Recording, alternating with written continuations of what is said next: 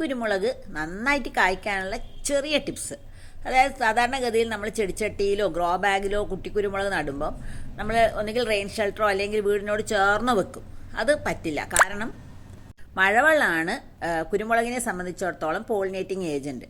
അപ്പോൾ മഴവെള്ളം കൊള്ളണമെങ്കിൽ ഈ സമയത്ത് നമ്മൾ ഓപ്പൺ സ്പേസിൽ തന്നെ വെക്കണം.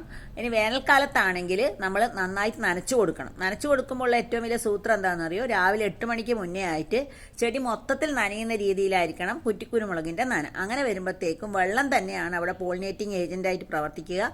വർഷം മുഴുവനും നമുക്ക് കുറ്റിക്കുരുമുളകിൽ നിന്ന് കുരുമുളക് കിട്ടുകയും ചെയ്യും. ദ്രുതവാട്ട രോഗം വരാതിരിക്കാനായിട്ട് കുരുമുളകിനെ സംബന്ധിച്ചിടത്തോളം വർഷത്തിൽ 2 or 3 തവണയായിട്ട് ട്രൈക്കോഡർമ സമ്പുഷ്ടീകരിച്ച ജൈവവളം ചേർത്ത് കൊടുക്കണം.